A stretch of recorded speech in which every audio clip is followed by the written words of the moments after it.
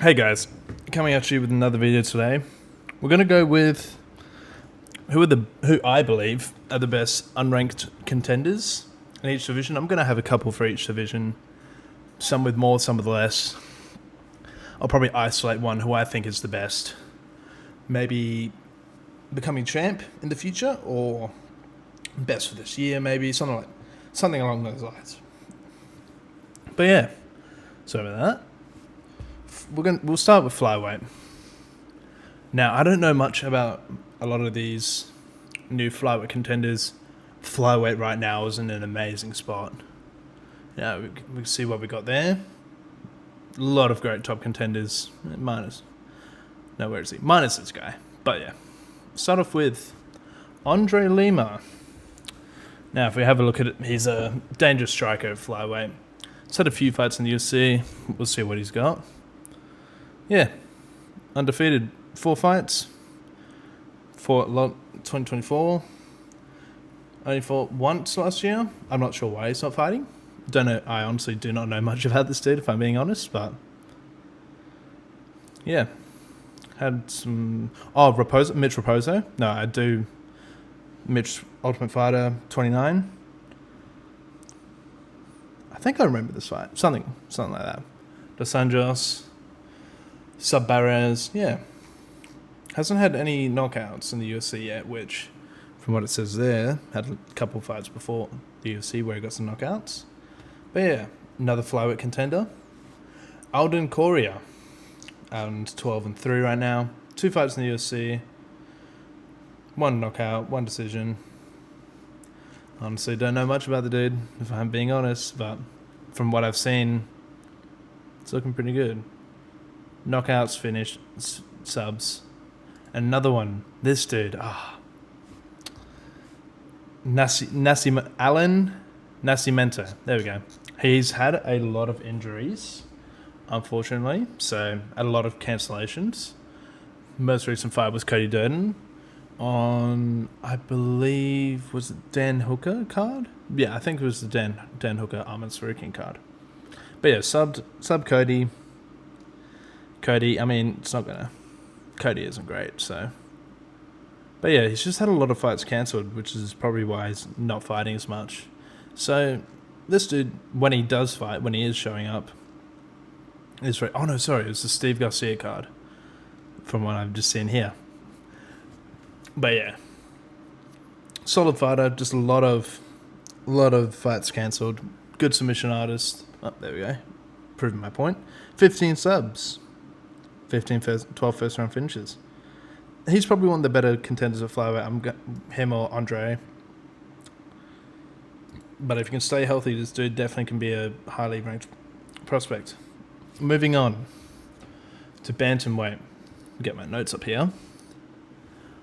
Bantamweight's tough because it has a lot of good ones, but I think the absolute standout is Alexandre Topuria.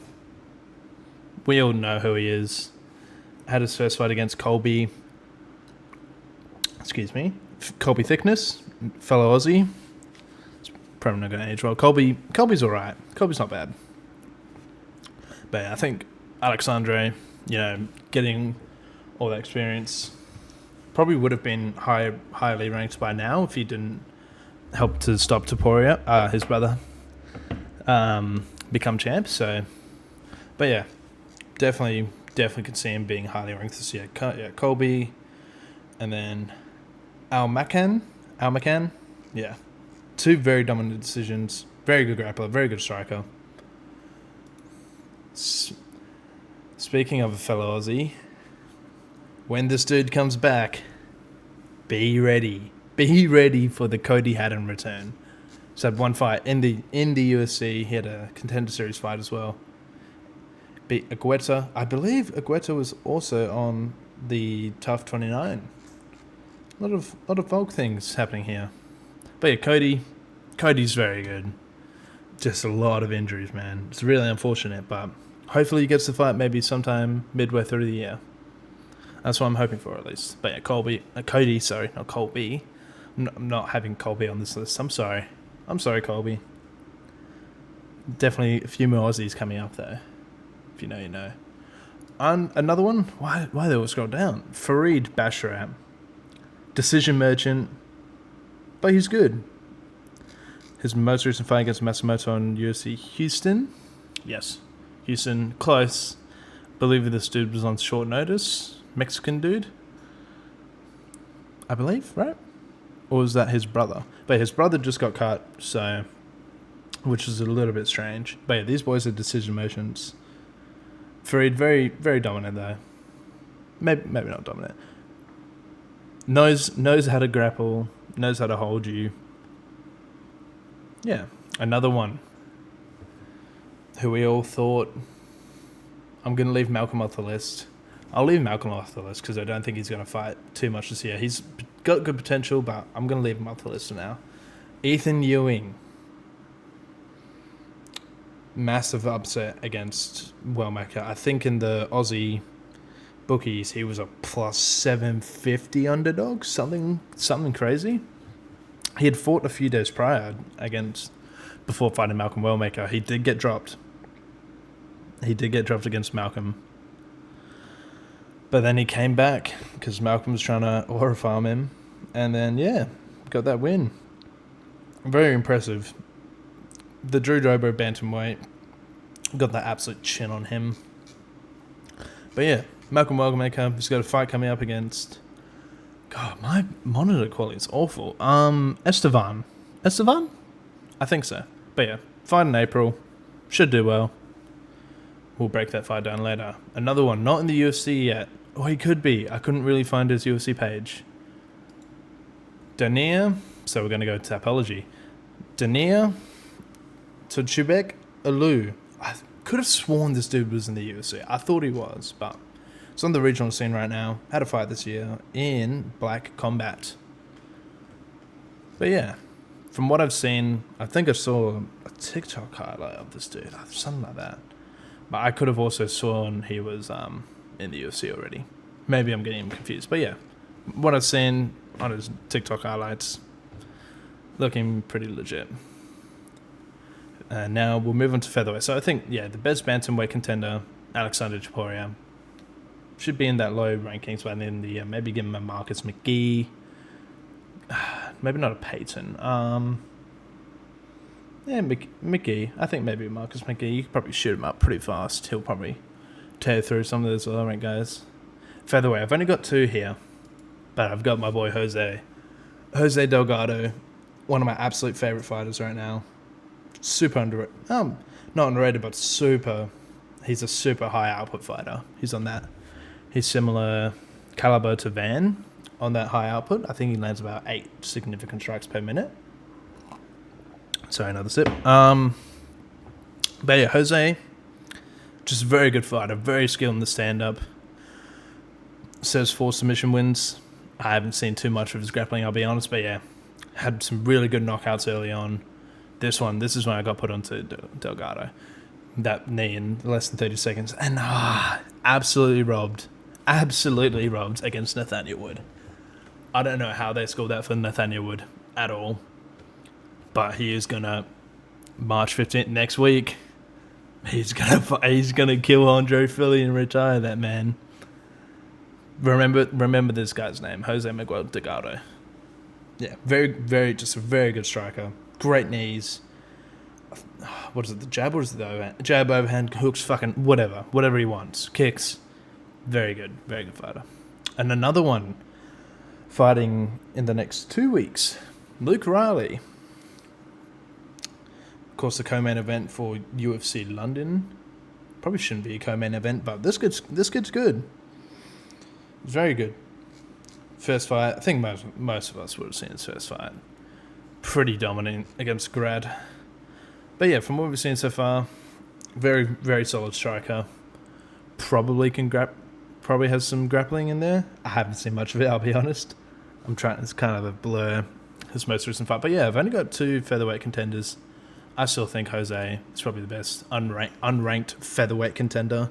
There are really good featherweight contenders like Steve Garcia, Kevin Vallejos.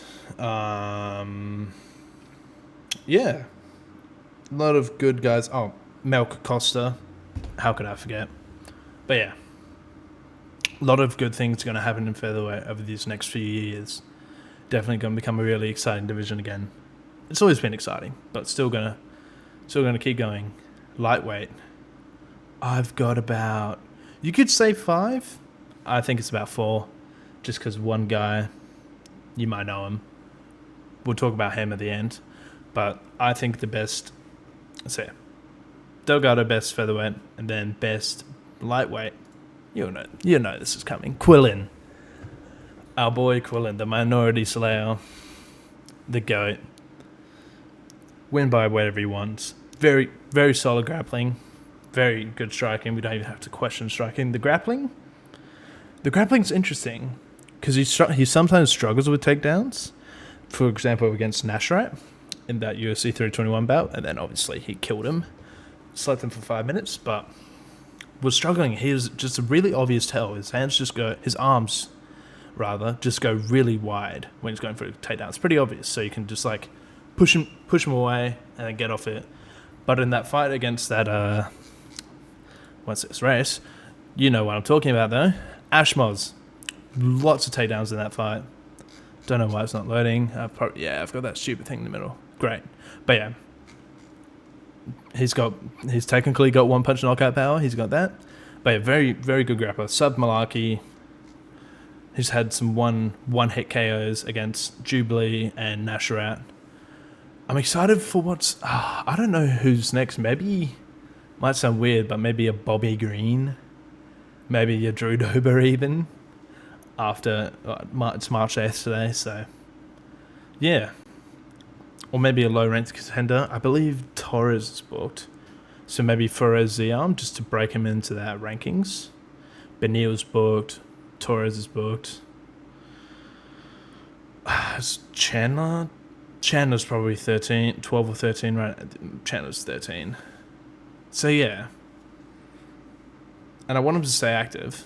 I don't know. Sorry about that being in the middle of the video. But, yeah. Quillin, very legit. A lot of things going for him. But there are so many dogs at lightweight. Next guy, Ludovic Klein. This dude's awesome, bro. His first 2 rounds, again, UFC 321, against Rebecca, very good. And then that last round, you could argue the fight was a draw. You could argue that was a 10-8. I still think he'd probably just edge out decision. He was given a really hard fight in Gamrot, I believe. Yeah, Gamrot. Why am I blanking? Yeah, given a really hard fight in Gamrot, so that kind of put him on the map a bit. And then, yeah, that Rebecca fight was good. He was looking good up until that last round where he got just cut open and dominated on the ground. But, yeah, Ludovic Klein, not as much to say because my boy Quillin. But, yeah, another one. I'll put this guy just in front. John Pork. Let me introduce my team. Nah. But, yeah, Chanko hasn't had any UFC fights yet. So it's tough to say. I saw a highlight of him in Muay Thai. One of his Muay Thai fights getting knocked out the other day. But I think, yeah, I'm just going to call him Chanko. I'm not going to call him Magomed Zanukov. He better have Chanko in his pants, bro. Better have Chanko. But yeah, from what we've seen in his Contender Series fight, just very good. Very good striker. More than likely can grapple because of where he's from. But yeah, very good Muay Thai fighter. So it would be exciting to see what he can do. There's not much to talk about him because he's only had the one Contender Series fight and he's not booked right now, so... Oh, shit. Whoopsies. But yeah. Sorry, I just smacked a cup into the mic. Another lightweight contender, probably an unpopular opinion here, Thomas Nolan. Tom Snolan? Snolan, Big Train. Do we all know about Big Train? If you're Australian, you know about Big Train. Hasn't had any fights booked. He was rumoured to be stepping in for that Moicano fight, but, you know, it's probably just a rumour. He had really good performance against Campbell at UFC Perth. Got that sub. Slava Claus, he's gone. But yeah. And I think most people probably know him for the little brother kick he got one time on Slava Claus, but very good striker. Very good striker. Very fun striker. Tall. He's a tall lightweight as well. Tall, skinny lightweight. But peppy with that jab. Got some good kicks on him. Looking pretty legit. Now, this is the 5th fighter. I'm going to call him... I'll say he's a welterweight. I'm going to say he's a welterweight. Welterweight? So I think... Well, stop getting distracted here. I think Quillen's the best lightweight prospect right now.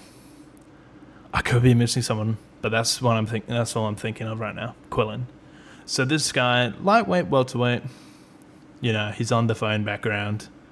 He's got to be. We all know him. We all love him. Autobuy. Autobuy by however he wants, bro. Look at this man. He fought Jack Hermanson, just slimed him out. I have no clue why Jack Hermanson, after getting slimed by Robocop, moves down a division. It's a bit strange. But yeah, Autobuy, very good striking, very good grappling. Very handsome man. But yeah, just a mortarer. Rebecca got a fucking... Screw Rebecca. Let Autobuy be. But yeah, I don't know if Autobuy has anything booked. He's only had the one... Oh my god, this loading stuff, man. This is going to kill me. But yeah, I'm going to assume... I'll assume he's a welterweight for now. But if he goes back down to lightweight, I'll add him to the lightweight list. Sorry, not list. List. And put him on the same tier as Quillen, if we had a hypothetical tier list. But yeah, Autobuy wouldn't be my number one at welterweight. It'd be this guy. He's had one fight in the UFC, but he's had 30 in others. Very, very strong grappler. Put out Neil Magny in about 2 minutes, I think it was. Maybe even a minute. Yeah, 3 minutes. Yeah, very, very dangerous, very scary guy. Yaroslav Amosov. I believe is Ukrainian, right? I think so. I'm 90% sure it's Ukrainian. But yeah, very, very strong grappler. Another guy. We'll move on. I think Yaroslav's probably the best welterweight contender. Unranked welterweight contender we have right now. Another guy. Just fought recently, Danily Jonchenko. Retired Alex Moreno. He didn't put him out. But fuck, dude. This guy hits hard. He hits really hard. Just he couldn't put out Alex Moreno for some reason. He almost had him a few times. But he kind of backed off. And he wasn't even getting gassed. He was actually looking like he had super high output. And then, yeah, he could just keep going for those 15 minutes. But yeah, very, very strong. Striker has a funny haircut sometimes when he does those braids, kind of like Yuri. But yeah, this dude's dangerous. He'll put out most people. I don't think Alex Moreno's put out super easily. He is sometimes, but yeah. Another one who just fought recently. Same card, I think. Oh my god. Jacoby Smith. Look at that belly button, dude. Look at this fucking dude. I refuse to believe, like, people with a brain. Hang on, let's check real quick. No, he fought a little bit after, sorry. Not same fight card. But I refuse to believe people with a brain. Because this... who bet on Harrell, a dude who has a metal plate in his head, was meant to fight JDM UFC 290, got cancelled because he found out he had a brain, some sort of brain tumor, something like that, fucked up situation, and then gets a plate put in his brain, and people think he's going to beat Jacoby Smith. Like, that was the easiest catch of my life. But Jacoby, in that Harrell fight, those reversals were great, and they just put him out with one elbow. Probably right on the metal plate, unfortunately. But yeah. Yeah, look at this dude. It's probably for a reason. I won't make fun of him for it. But yeah, this dude, yeah. Nico Price, sub Price. And then Smith, yeah.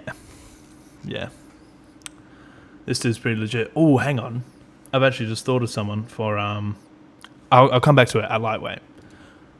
I'll come back to it. Carlos Leal fought it.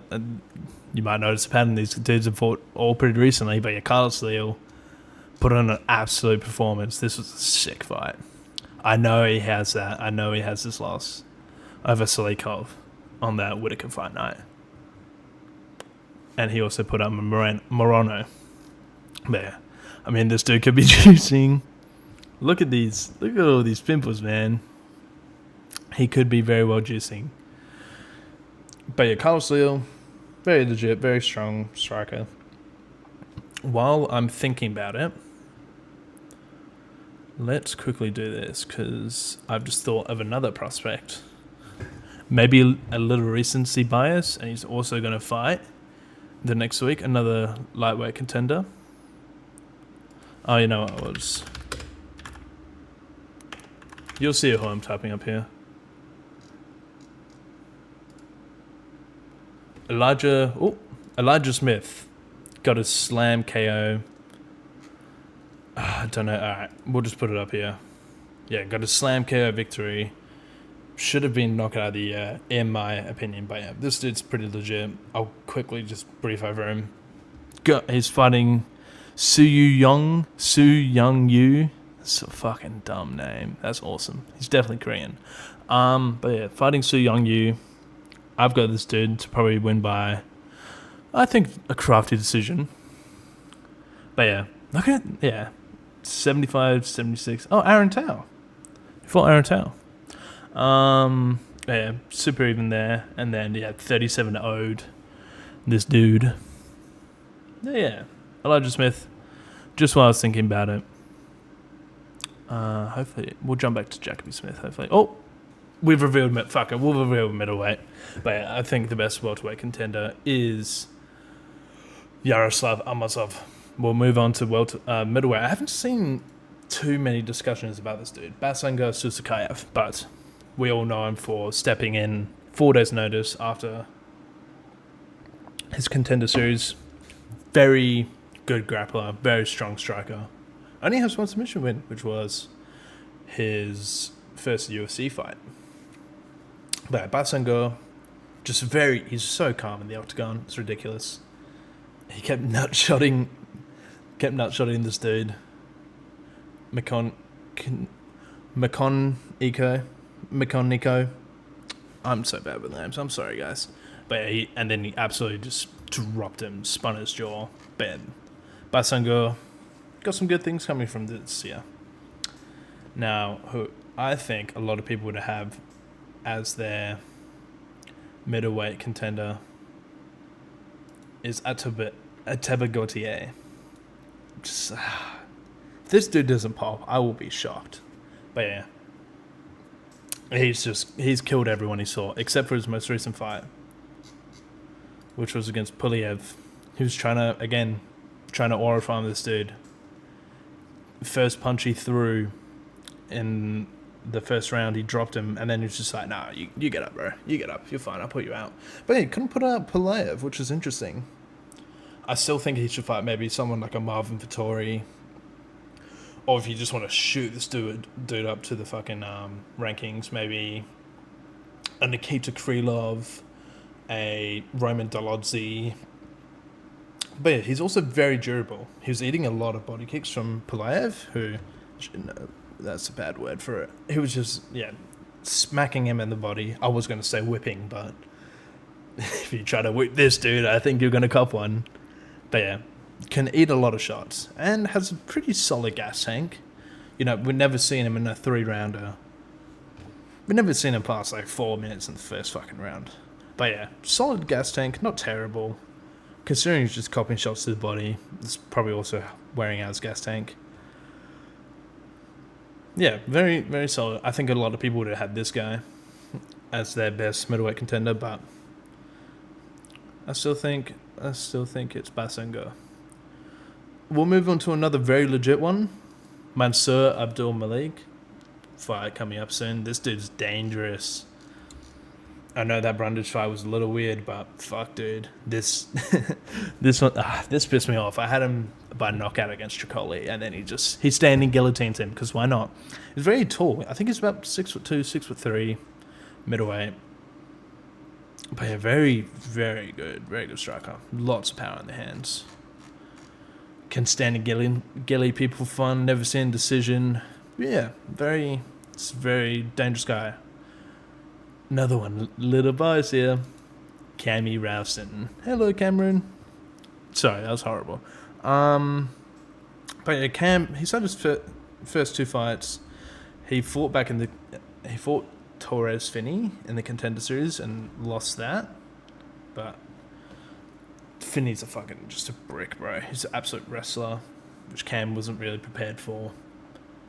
But yeah, it was fucking horrible. We'll ignore that fight. And then his Contender Series fight, won't show here. Oh my god, I'm actually blanking now. But yeah, Andre Petroski. Yes. Another tough 29 guy.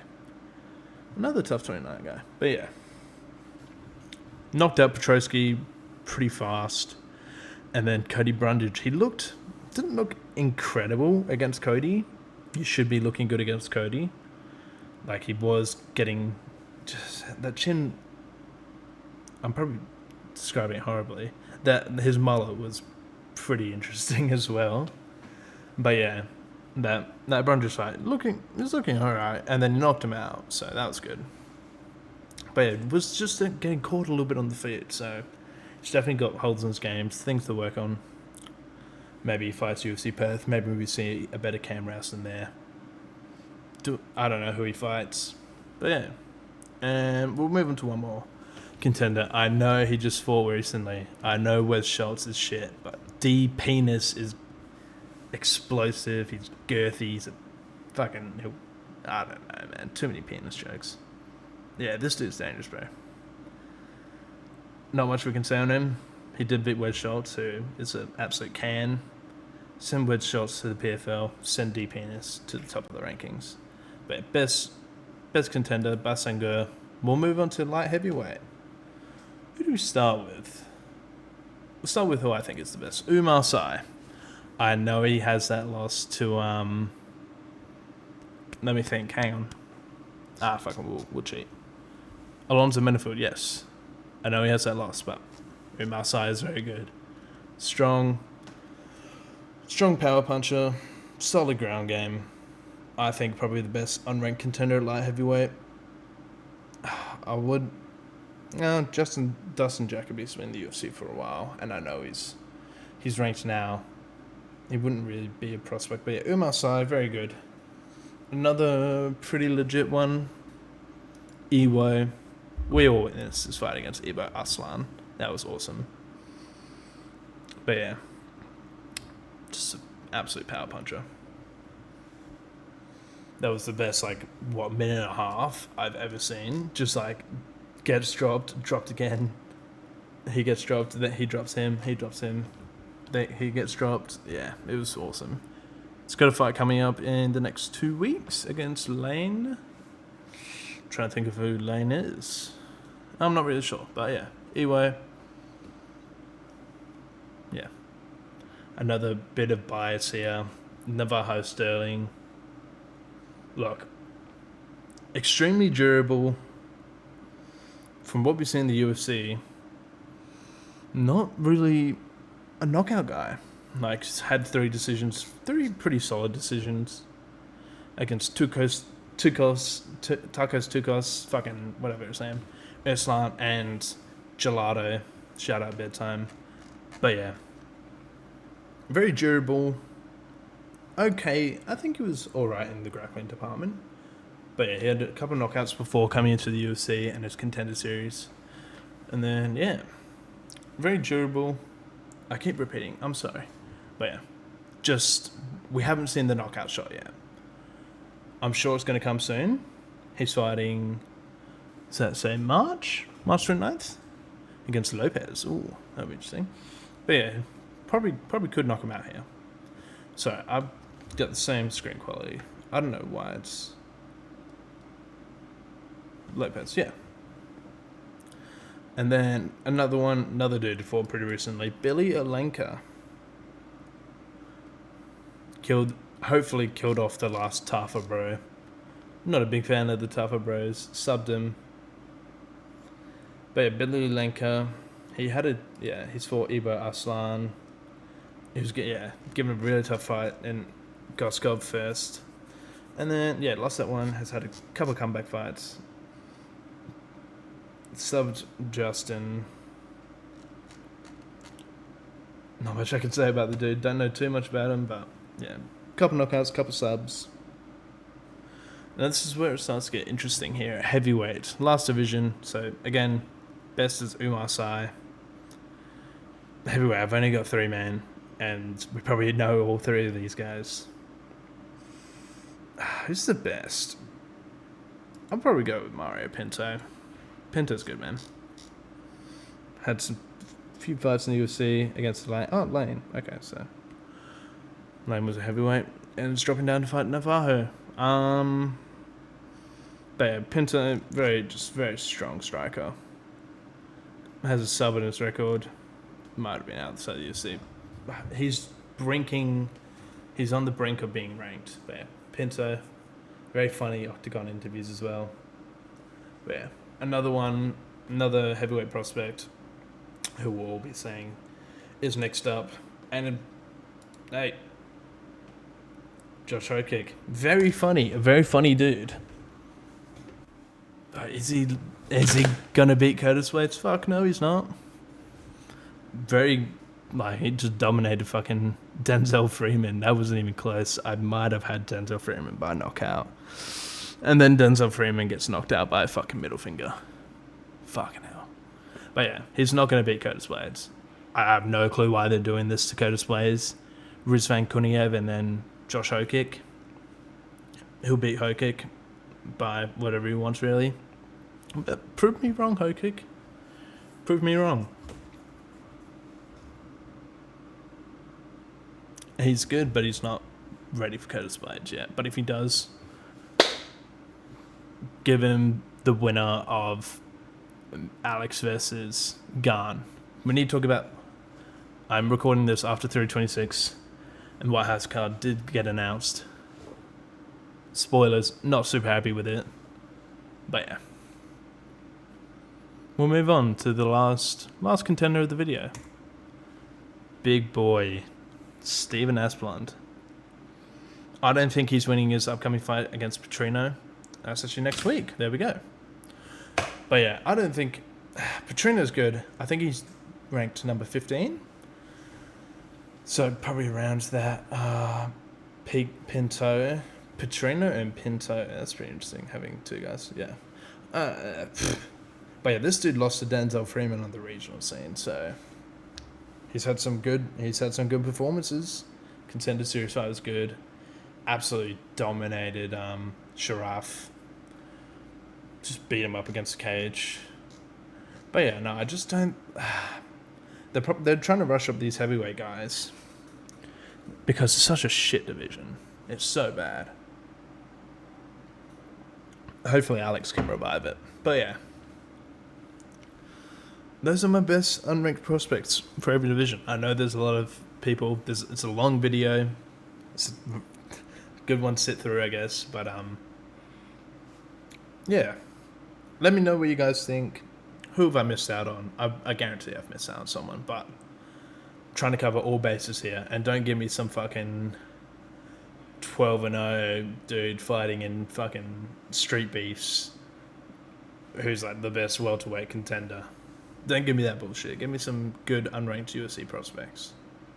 And don't say fucking... what's this fucking face? Gable Stevenson. Don't give me that shit, because he's not in the UFC yet. So... But if he was, I would put him in here. But yeah. I'll probably talk about White House next. Maybe predictions for Fight Night.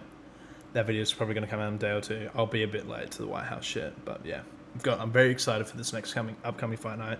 Look, a few of these guys in it. And then the following weeks we've got some of these guys fighting as well. So keep an eye out for these guys.